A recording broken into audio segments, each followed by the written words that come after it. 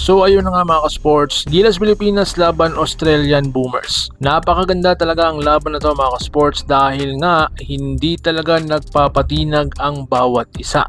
Ang coach ng New Zealand galit na galit sa kanyang mga players na para bang walang mga buhay, habang si Coach CTC at ang Filipino crowd todo cheer up sa ating mga players sa ating national team. Sa first quarter nakakuha ng easy layout si Krebs. Grabe talaga ang depensa ng mga Aussie. Under 7 minutes, sumunod naman ang mga tira ng mga Aussie. Si Scotty, si Dwight at CJ at JB pinipilit talagang ipasok ang kanilang puntos. Pero sad to say, hindi talaga nag-success ang kanilang mga tira under this time. Pagpatak ng 6-minute mark, nakatres na si JB at doon naghiyawan ang crowd. Under 4-minute mga ka-sports, binalikan ng 3-minute ng mga Aussie. Ipinasok na din ni Coach CTC si Calvin Optana sa pool. At mga ka-sports, habang pinasok si Optana, nakakuha ng foul agad si QMB sa mga kalaban. And thank God, pumasok ang kanyang dalawang free throw.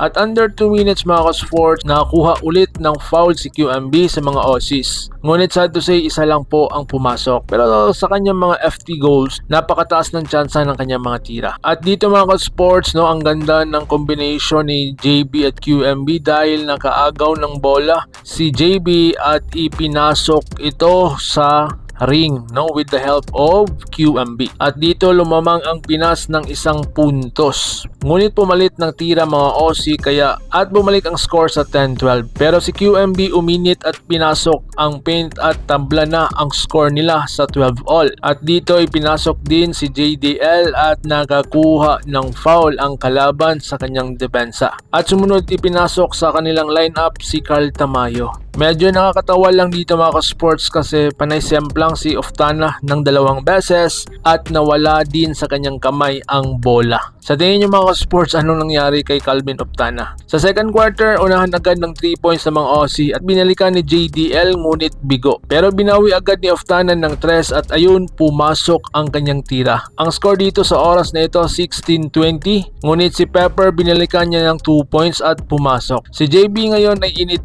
na naka 5 points na siya under the 7 minutes sa second quarter. Parang kabado pa rin si Oftana ngayon, madaming semplang ngayon at loose ball sa kanyang kamay. Ngunit ipinasok na si Kraken sa oras na ito habang binigyan ng 2 free throw si Creek at pumasok ang kanyang 2 free throw.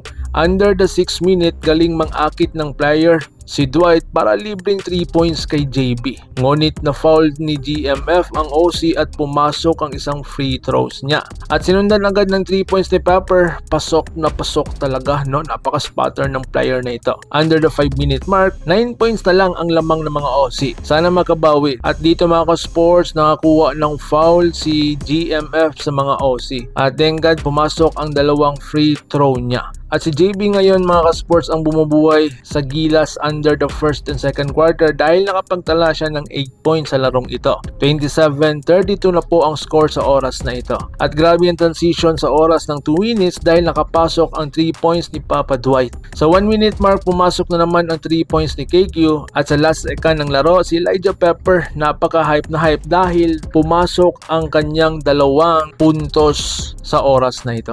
At kumuha ng timeout si Coach CTC kahit ilang segundo na lang ang natira dahil parang alarming sa kanyang side. At natapos ang second quarter sa 33-38. Lamang pa rin ng 5 points ang mga Aussie sa oras na ito.